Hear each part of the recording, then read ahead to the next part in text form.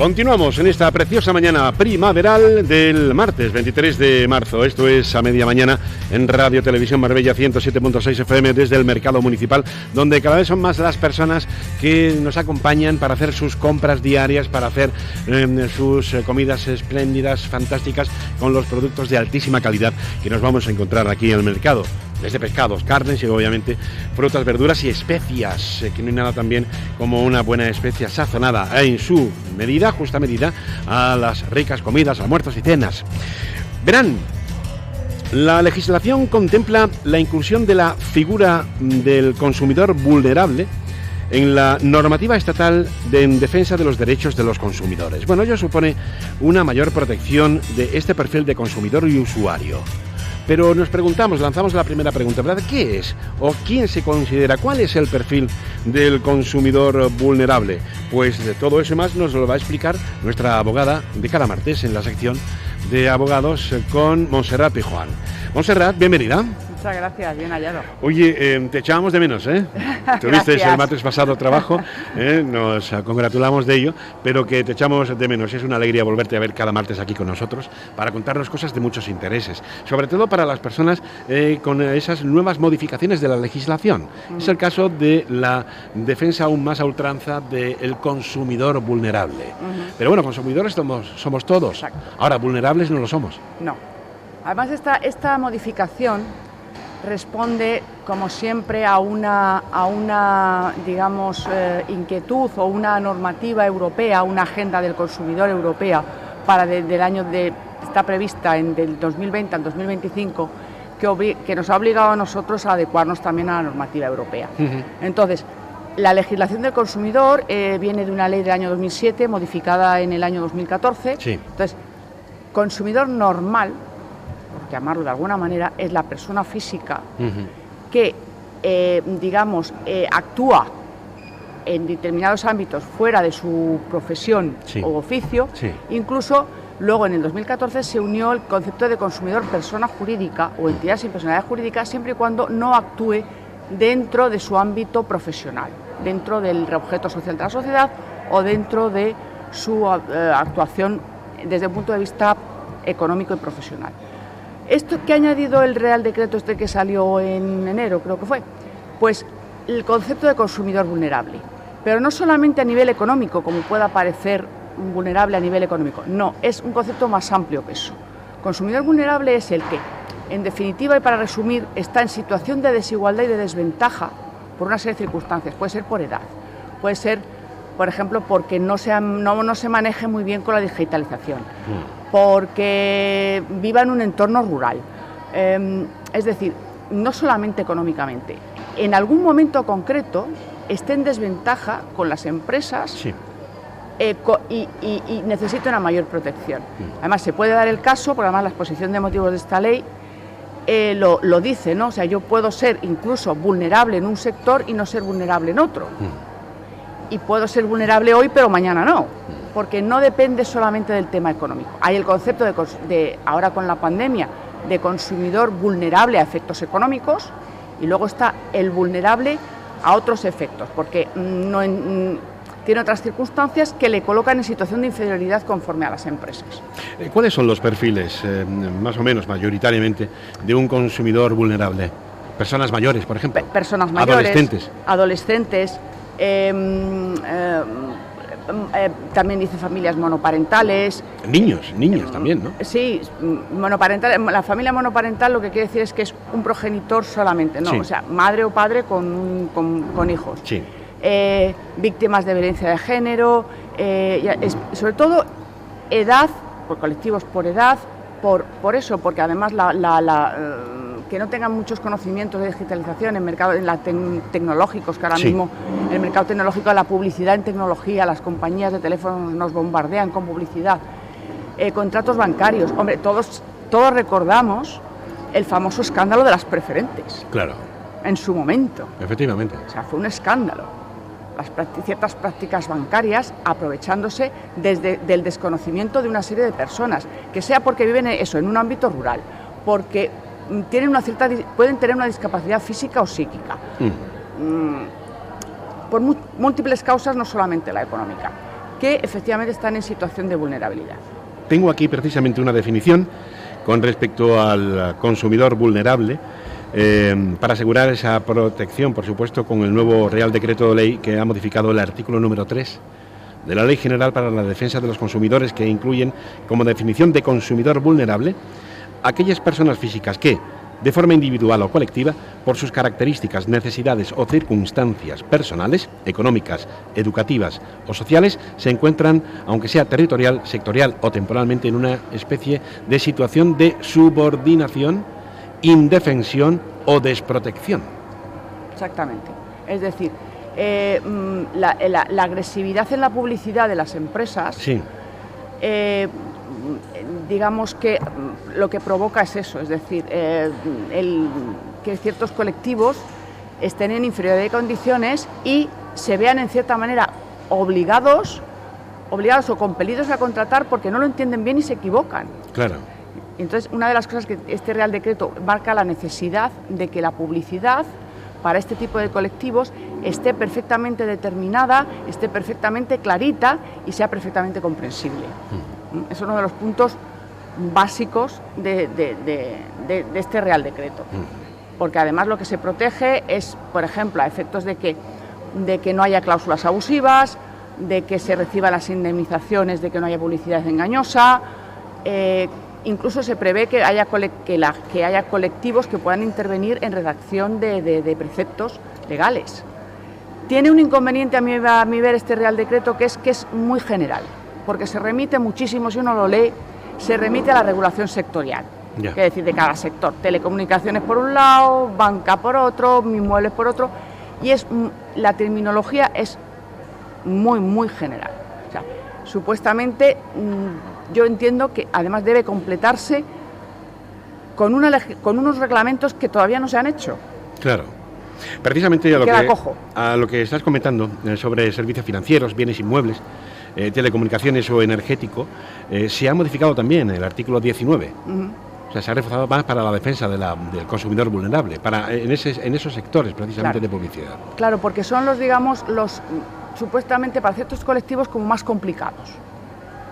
O sea, productos bancarios. Los productos bancarios, tú vas al banco y el bancario, no el banquero, el bancario, te intenta vender el producto porque además el pobre hombre que está en la oficina está a resultados y le dicen, tienes que vender este producto. Claro. Y entonces, para mucha gente, esa terminología le suena chino. En medicamentos, los prospectos de los medicamentos. Muchas veces uno va a comprar una medicina, lee el prospecto y no se entera de nada. Entonces es una de las cosas que también prevé esta ley, es decir, que cualquier acción que haga, incluso omisión, porque se habla de omisión, que haga el empresario para hacer una campaña comercial, tiene que estar bien clarito. Esa es la modificación del artículo 19. Y hay otra también modificación para la Ley General de la Defensa de Consumidores, que contempla en su artículo 60, te la recuerdo, con los términos en los que se suministre la información previa al contrato, o sea, la información precontractual. Exacto. Precontractual solamente, o sea, porque este decreto no se refiere después al contrato. Estamos hablando de la publicidad y de lo que a nosotros nos quieren vender previo a que firmemos ese contrato. Sí. Ya sea telefonía, banco, casa, lo que sea, sector que sea. Todo esto de regulación es antes de que se firme el contrato, porque cuando ya se firma el contrato, el propio decreto se remite a la Ley General de Consumidores. Y ahí ya entra cada sector y la regulación específica de cada sector. Lo que efectivamente les obliga a los empresarios a dar una información a los consumidores veraz, entendible, que no sea engañosa, porque además eso luego, digamos, se puede reclamar por vía de la Ley de Defensa de la Competencia y por el tema de publicidad engañosa. Antes de culminar, Montserrat, ¿alguna puntualización más de interés para la audiencia con respecto al perfil de los consumidores vulnerables? Solamente hacer un pequeño inciso con respecto a la vulnerabilidad económica, que aquí en este decreto se refiere solamente a temas de desahucios, que ya hablamos en su momento de ese aspecto de ese Real Decreto, pero sí que es cierto, y quiero aquí, por si alguna persona le puede ser de interés, Por ejemplo, se ha prorrogado el tema del bono social eléctrico, se ha prorrogado la prohibición de no poder cortar la luz a personas vulnerables económicamente hablando, se ha prorrogado el tema de moratorias hipotecarias y moratorias en préstamos a colectivos vulnerables económicamente hablando. Entonces, simplemente puntualizar que efectivamente, aunque lo que estábamos hablando hoy era no son de los consumidores que son vulnerables fuera del aspecto económico, sí que es cierto que con el tema COVID han ido ampliando, se han visto obligados, el gobierno se ha visto obligados a ir ampliando moratorias y en defensa del consumidor vulnerable. Perfecto. Pues aquí lo vamos a dejar con respecto a conocer un poquito más cómo es el perfil y a qué tienen derecho los consumidores vulnerables, ¿no?, en un sector de la población donde ahora mismo pues tienen bastantes derechos y que se han modificado diferentes artículos del Real Decreto, ¿no? Te emplazamos la próxima semana, el martes. Encantada. El martes, porque ya el martes que viene es Semana Santa. Semana Santa. Semana Santa. Y ya pues estaremos en contacto por si seguimos realizando o no el programa. Durante esta Semana Santa, si hacemos un parón o no. ¿Vale? Muy bien, estupendo. Oye, Montserrat, muchísimas gracias. Ya en las siempre. próximas ediciones seguiremos con más temas de actualidad y temas de interés para toda la audiencia con respecto a las leyes, a los reales decretos. Es que están legislando, a una marcha. Estamos hablando de lo que he hecho el hincapié, salió en febrero el decreto de las moratorias de los préstamos y las hipotecas, por ejemplo. Claro. Otro decreto. O sea, que esto está es que están legislando, muy rápido. cada día. Montserrat Pijuán, muchísimas gracias. Feliz semana. Gracias. Igualmente. Nosotros continuamos en A Media Mañana, Radio Televisión Marbella, 107.6 FM, con más asuntos de actualidad en este martes 23 de marzo. Un poquito de música. Aquí seguimos en La Media Mañana, en Radio Televisión Marbella, 107.6 FM. Hoy es martes 23 de marzo y como cada martes abrimos nuestra puerta a la sección del asesoramiento fiscal y económico.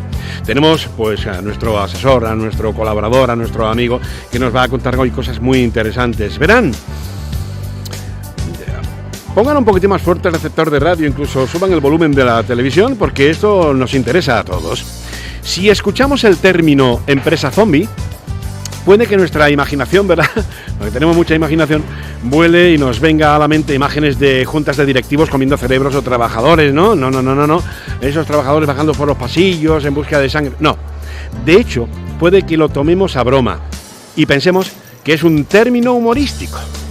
Pero atención a esto, Las empresas zombies existen y se ha convertido en una de las principales preocupaciones de organismos como el Fondo Monetario Internacional o la Organización para la Cooperación y el Desarrollo Económico o el mismo Banco de España. Vamos a hablar hoy de qué es, cómo funcionan, cómo son, qué porcentaje pueden existir entre las empresas zombie en nuestro país, con nuestro asesor fiscal y economista de Urbanos Asesores, Francisco Urbano. Francisco, bienvenido. ¿Qué tal? Buenas ¿Cómo tardes. estás? Muy bien. Oye, te echábamos de menos, el martes pasado. Pues por trabajo. Tu trabajo. Toda la mañana en un juicio de perito y al final lo suspendieron. Vaya. Terrible. Bueno, pero por lo menos que sepas que la cosa va bien, que está bien y que hemos vuelto a traerte de nuevo aquí como cada martes para hablarnos de algo. Yo, de verdad, cuando me propones el tema y vamos a hablar de las empresas zombies y sobre todo como está ahora mismo estipulado con respecto a lo que puede acarrear el tema de la empresa zombie, a mí me ha interesado muchísimo, ¿no? Sobre todo porque cada vez son más las empresas zombie para emprendedores. El Banco de España dice, perdóname, que hay como un 8% en nuestro país de empresas zombie, más o menos, un 8%. Se dice pronto, ¿eh? Se dice pronto. Yo creía que me iba a decir, me dio miedo, ¿no? Se dice pronto, es que me dio miedo. Me dio miedo. Por el nombre ya viene algo malo detrás, ¿no? Y me sorprende, ¿no? Porque además, cuidado con esto. Efectivamente, nada más que con el nombre viene algo detrás, ¿no? Algo malo, ¿no? Y, bueno, ¿qué son las empresas zombies, no? Bueno, la empresa zombie es aquel conjunto de empresas de estas que están olvidadas, que están en el cajón, que no cumplen con sus obligaciones, que son inactivas donde Hacienda considera que es una fuente de ocultación de patrimonio y un floreciente campo de cultivo de actividades irregularidades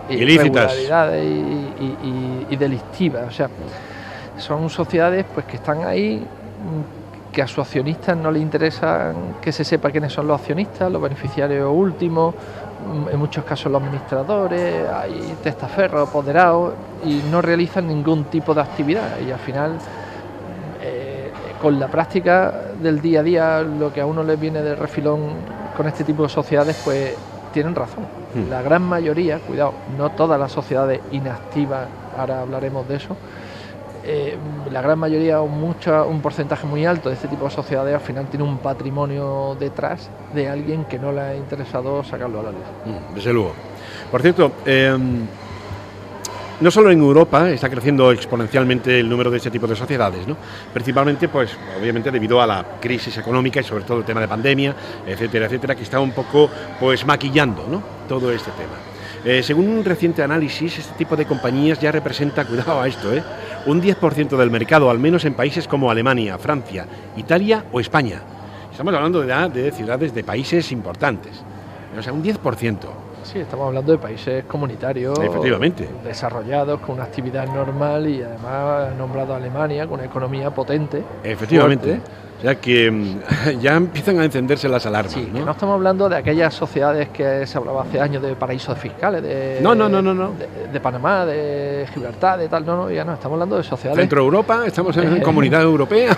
Como la que cualquiera podemos tener para un desarrollo de una actividad normal. Oye, ¿qué está tomando medidas, me imagino, ¿no?, el Ministerio de Hacienda sobre el respecto, ¿no? Bueno, Hacienda lo que está intentando es depurar el censo de sociedades y está tomando medidas tanto con notarios como registradores.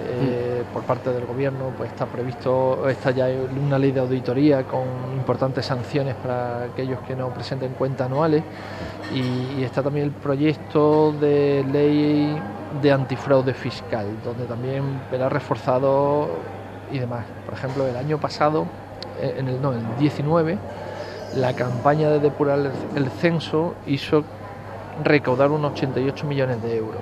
Y al final, pues, todo este tipo de sociedades que están ahí, todas las cartitas que llegan de Hacienda y demás, pues hay una depuración y siempre hay alguien que da ese paso y se elimina esas miles de sociedades que están ahí. O sea, poco a poco, y ahora tienen previsto hacer otra campaña, otra vuelta de tuerca, así que es muy importante que todas estas personas que a lo mejor tengan una sociedad, cuidado, no delictiva, no que se pueda considerar zombie, ¿no?, que esté ahí, que por cualquier actividad ha paralizado, pues que regularice su situación y al final pues proceda a liquidarla o lo que sea.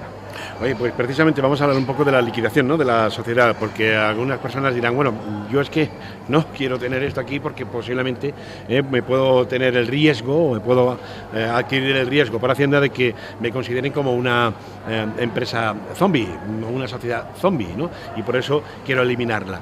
¿Cuál es el protocolo a seguir a la hora de eliminar ese tipo de sociedades? Bueno, pues realmente lo que hay que ver es cómo está la sociedad. Mucha gente lo que hace en una sociedad, y sobre todo cuando llegó la crisis, bueno, pues llega la crisis, la paralización de la actividad económica, dejo la sociedad dormir, es más, la dejo ahí morir. Antiguo, además, como antiguamente no pasaba nada, pues han llegado siempre al despacho y no, que el asesor de mi padre y tal me dijo que la dejara ahí dormir, que eso ya moría y que nada. No, ya no. Si usted tiene una deuda o la tiene con Hacienda, el administrador le pueden derivar una responsabilidad. Sí.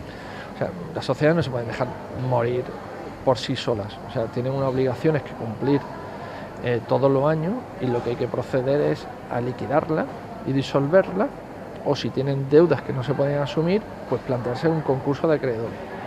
Pero ahora después, más adelante, veremos cuáles son las causas en las que, oiga, ¿por qué tengo que disolver o liquidar una sociedad?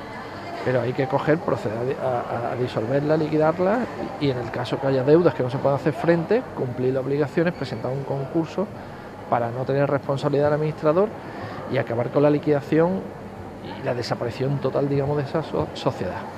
¿Algunos puntos más que tiene sobre la mesa con respecto a las sociedades zombie? Importante, el que deja dormir o morir una sociedad. Mire, las sociedades, aunque estén las activas, pues tienen una serie de obligaciones, sí, pero las inactivas, esas sociedades que dejamos dormir ahí o morir, tienen obligación de presentar todos los años las cuentas anuales y el impuesto de sociedades, cuentas anuales al registro mercantil y los impuestos sociales. ¿Qué pasa si no se presentan? Sanciones. Si no se presentan impuestos sociales, nos revocarán el CIF. Esto se hace ahora, antiguamente no se hacía. Esto es una de las medidas. Oiga, sí, si no, le revoco el CIF y usted ya no puede operar. Y le cierro la hoja registral. O sea, si estaba el anterior administrador, pero el verdadero dueño soy yo ahora, y me interesa en algún momento salir, tengo que regularizar todo porque la hoja registral está y no voy a poder inscribir mi cargo. Muchas veces, y es cierto, este tipo de sociedades tienen apoderados distintos que no hay un control de ellos, porque a lo mejor son poderes específicos, sí, para vender una propiedad o un algo que se escapan al control. O sea, eso sería así. Si quieres, comentamos motivos por el que hay que disolver una sociedad. Oye, pero motivos hay bastantes, pero vamos a hablar de los tres principales. Uno de los motivos es el cese de la actividad. Si hay un cese de la actividad que constituye el objeto social, sí, y ese se ha producido durante más de un año, hay obligación de liquidar la sociedad. Exactamente, de disolverla. También por pérdidas acumuladas que hagan reducir el patrimonio neto, sí, por debajo de la mitad del capital social. Una sociedad no puede estar acumulando pérdidas. Si constituimos una sociedad con 10.000 euros y al cabo de los años nuestras pérdidas superan más de 5.000, que es la mitad, sí, y nos lleva nuestro patrimonio neto a menos de la mitad, de ese capital inicial de 10.000, y tenemos que hacer una ampliación de capital o disolverla. Y también por falta de ejercicio durante 3 años consecutivos. O sea, la falta de ejercicio durante 3 años consecutivos de hacer cualquier tipo de actividad también nos llevaría a liquidar la sociedad. Si eso no se hace, pues, y tienen deudas, pueden ser responsables los administradores de esas deudas de la sociedad. Ajá. Eso, sociedad de responsabilidad limitada, que las deudas se quedan en la sociedad, vale, una pantalla. Y luego no pasa a ti, tú dejas la sociedad con deuda. No. Puede haber un procedimiento de cualquier acreedor que acaben derivando al administrador por incumplir las obligaciones contables y mercantiles de las sociedades. Francisco, nos estamos quedando sin tiempo. ¿Alguna de las puntualizaciones importantes a tomar en cuenta, sobre todo para mensajes a esas personas que posiblemente puedan tener esa empresa y que estén en riesgo de que se le puedan considerar sociedades zombies? Bueno, yo creo que lo más importante ahora, y visto las campañas que nos vienen, sí, que yo creo que todos aquellos que han tenido una sociedad y demás, que muchos se creen que ya fueron al asesor y le dijo, oye, dame la de baja, y lo que hizo es darla de baja en obligaciones fiscales, de paralizar la actividad. Pues yo creo que todo el que tuvo una y no estaba yendo, pues lo que debería de coger, buscar un poco el expediente, desempolvar la carpeta de la sociedad y sentarse con su asesor, con su abogado, con el profesional que corresponde, que considere, a revisar exactamente qué es lo que hizo, porque hay muchos clientes que consideran que, oye, yo ya me quité la sociedad. Oye, usted no fue al notario, no hizo nada, usted la dio de baja en Hacienda. Tiene que hacer una serie de protocolos. Entonces deberían de revisar todo eso y en la medida de lo posible, pues disolverla y liquidarla correctamente y ya, digamos, que quitarnos la sociedad del medio, si no la vamos a utilizar para otra cosa, y quitarnos un problema. Que puede acarrear un problema, como se sigan manteniendo pueden acarrear un problema, porque además, como bien decíamos antes, ¿no? Hacienda y el Ministerio de Hacienda pues ya está persiguiendo aún más y están poniendo muchísimas medidas más estrictas a esas consideradas sociedades zombies, ¿no? Efectivamente. Y quitárnoslas de en medio cuanto antes. Cuanto antes nos quitemos mejor. Urbano Asesores, pueden encontrarlo en internet, Urbano Asesores, con Francisco Urbano, asesor fiscal y economista, que hoy hemos hablado y hemos conocido un poquito más sobre las sociedades zombies.